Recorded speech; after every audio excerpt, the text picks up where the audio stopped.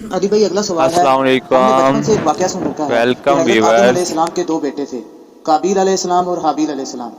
ان دونوں بیٹوں کا کسی بات پر اختلاف ہوا تو قابیل نے حابیل کا قتل کر دیا، اور وہ انسانیت کی تاریخ میں پہلا قتل تھا۔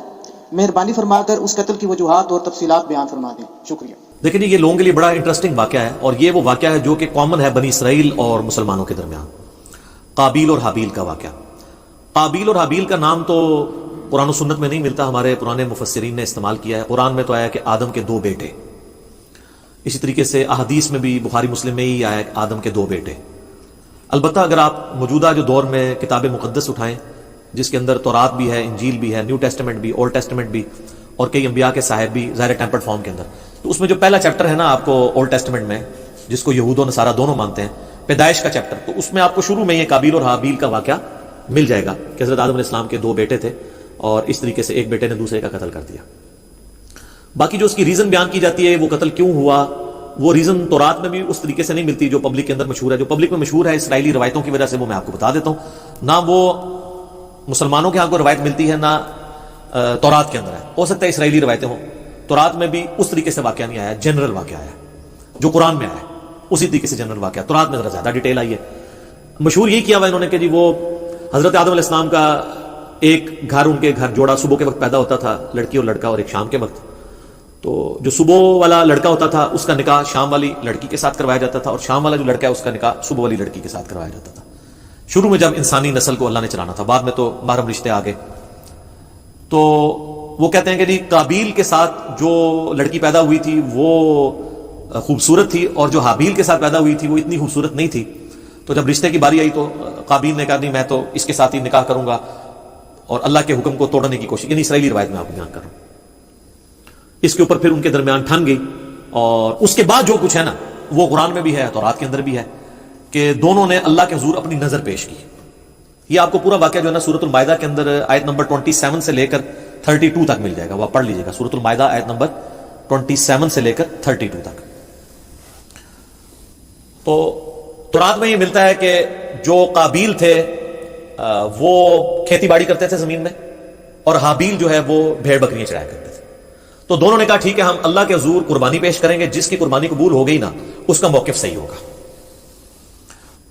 تو جو کسان تھا ظاہر ہے اس نے اپنی کھیتی پیش کرنی تھی، اس نے وہ اللہ کے سامنے پیش کی، اور حابیل جو تھا اس نے جو بھیڑ بکریاں یا کوئی مینڈا جو پالا تھا وہ دے دیا۔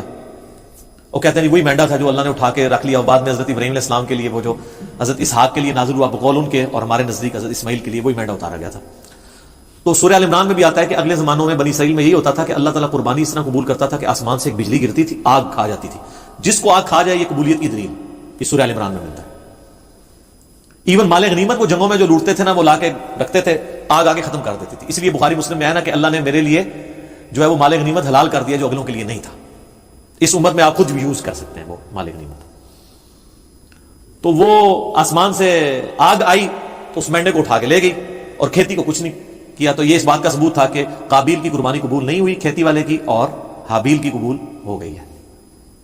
تو اب تو اتنی بڑی دلیل دیکھنے کے بعد، لیکن آپ کو پتا دل بے ایمان تے حجتاں ٹھیر، جب دل میں بےایمانی ہو تو پھر کئی ایک حجت ہے۔ تو قرآن یہ بتاتا ہے کہ اے نبی علیہ السلام ان الفاظ کے ساتھ، ان کے سامنے میں چلیں وہ موٹے موٹے آپ کو عربی کے بغیر ہی نا ڈائریکٹ ترجمہ کر دیتا ہوں تاکہ ہمارا ٹائم بچ جائے، کہ جو اللہ تعالیٰ نے الفاظ استعمال کیے ہیں اس واقعے کے اعتبار سے۔ ہاں جی، اعوذ باللہ من الشیطان الرجیم، بسم اللہ الرحمن الرحیم۔ وَاتْلُ عَلَيْهِمْ نَبَأَ ابْنَيْ آدَمَ بِالْحَقِّ، اے نبی علیہ السلام ان سے بیان کرو آدم کے دو بیٹوں کا واقعہ حق کے ساتھ۔ آگے میں اس کا صرف ترجمہ پیش کرتا ہوں۔ جب دونوں نے قربانی پیش کی اللہ کے حضور، اللہ نے ایک کی قبول کر دی، دوسرے کو کی قبول نہیں کی، تو وہ غصے میں آ کے اس نے کہا میں تمہیں قتل کروں گا۔ تو اس نے کہا کہ اللہ تعالیٰ صرف پرہیزگاروں سے ہی قربانی قبول کرتا ہے، اور اگر تو نے مجھے قتل کرنے کے لیے ہاتھ بڑھایا تو میں اپنا ہاتھ تجھے قتل کرنے کے لیے نہیں بڑھاؤں گا، کیونکہ میں اللہ سے ڈرتا ہوں جو تمام جہانوں کا پالنے والا ہے۔ میں چاہتا ہوں کہ تو اپنے گناہ کا بوجھ بھی اٹھا، اور میرا بوجھ یعنی مجھے قتل کرنے کا بوجھ بھی تیرے اوپر پڑ جائے، اور تو دوستیوں میں سے ہو جائے، اور یہی ظالموں کی سزا ہے۔ یعنی تو ایسا ظالم ہے کہ تو نے اللہ کی بات نہیں مانی، تو میں تو چاہتا ہوں کہ تیرے ساتھ یہی ہو۔ تو اللہ تعالیٰ فرماتا ہے کہ اس کے نفس نے اسے ابھارا کہ اپنے بھائی کو قتل کر دے، پھر اس کے بعد وہ پھر خسارہ پانے والوں میں سے ہو گیا۔ پھر اس کو یہ پتہ نہیں چل رہا تھا کہ لاش کیسے سنبھالوں، کیونکہ اس کے پیچھے یہ انسانیت کا پہلا قتل تھا۔ بخاری مسلم میں حدیث ہے جب بھی کسی کو ظلمن قتل کیا جاتا ہے نا تو آدم کے اس بیٹے پہ بھی اس کا وبال پڑتا ہے، کیونکہ اس نے وہ بات شروع کی تھی. جو بدعت شروع کرے گا اس کے اوپر وبال ہوگا، اور اس کے اپنے وبال میں بھی کمی نہیں آئے گی جس نے یہ کام کیا. تو اللہ تعالیٰ نے ایک کوے کو بھیجا، اس نے زمین کو رے دی تو اسے پتا چل گیا. اور وہ یعنی اسرائیلی روایتوں میں ملتا ہے کہ کوئی کوا تھا وہ مرا پڑا تھا، تو دوسرے کوے نے اس کے لیے زمین کھودی اور اس کو اس میں پھینک دیا. تو اس سے ان کو آئیڈیا آیا کہ میں اپنے بھائی کی لاش کو دفنا دوں. اس سے پہلے تو پریسیڈنٹ کوئی نہیں تھا. تو جو لوگ احادیث میں آئے ہوئے واقعات کا مذاق اڑاتے ہیں تو ہم ان سے کہتے ہیں قرآن میں تو آج تک ہم نے فزیکلی ایکسپیرینس میں تو کبھی کوے کو دوسرے کوے کو دفناتے ہوئے نہیں دیکھا. یہی واقعہ اگر بخاری مسلم میں ہوتا ہے انہوں نے مذاق اڑانا تھا تو کہیں گے نہیں یہ اسپیشل کیس تھا، اللہ نے سکھانے کے لیے کیا تو اللہ کر سکتا ہے، معجزہ ہے. تو پھر اس طرح کے جو واقعات بخاری مسلم میں آتے ہیں وہ بھی معجزات کے طور پہ ہوتے ہیں، ان کا مذاق نہیں اڑانا چاہیے. تو پھر اس نے کہا ہے افسوس میں اپنے بھائی جیسا نہیں ہوں، میں اس کوے جیسا نہیں ہو سکا کہ اپنے بھائی کو دفنا سکتا. پھر وہ نادم ہو گیا اور پھر اللہ فرماتا ہے من اجل ذالک، اسی ایک واقعے کی وجہ سے کتبنا علی بنی اسرائیل، ہم نے یہ بات طے کر دی تھی بنی اسرائیل کے لیے، انہ من قتل نفسا بغیر نفس او فساد فی الارض فکأنما قتل الناس جميعا، اگر کسی جان نے دوسری جان کو قتل کیا بغیر اس کے کہ وہ جان کے بدلے جان ہو، وہ بھی جوڈیشری کے تھرو ہوگا، قتل کے بدلے قتل خود نہیں کرنا ہوگا، یا فساد فی الارض کی وجہ سے، تو گویا ایسا ہے جیسے اس نے پوری انسانیت کا قتل کر دیا. ومن احیاها فکأنما احیا الناس جميعا، اور جس نے کسی ایک انسان کی بھی جان بچا لی گویا اس نے پوری انسانیت کی جان بچا لی. یہ وہ حصہ ہے جو ڈاکٹروں نے ہاسپٹلس کے باہر لکھا ہوتا ہے اور اندر جو ہے وہ آپ سے ہزاروں روپے ہتھیارے ہوتے ہیں جی ایک جان کو بچایا تو پوری انسانیت کو بچا لی. الا ماشاءاللہ ڈاکٹر ہم سے ناراض ہو جاتے ہیں جب ہم مولویوں کے بارے میں بولتے ہیں، اس وقت بھی ناراض ہوتے ہیں. تو جب ہم تغلیب کے قاعدے میں بات کر رہے ہوتے ہیں کہ اکثر ڈاکٹرز ایسے ہی ہیں، پرہیزگار لوگ بھی موجود ہیں، تو وہ تغلیب کے قاعدے کو لیا کریں.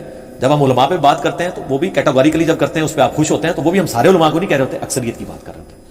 تو یہ وہ اللہ تعالیٰ نے فرمایا کہ یہ آدم کے بچے کا جو قتل تھا اس کے بعد ہم نے یہ طے کر دیا کہ ایک انسان کا قتل بھی پوری انسانیت کا قتل ہے، ایک انسان کو بچانا پوری انسانیت کو بچانا ہے. تو یہ وہ واقعہ تھا قابیل اور حابیل کا.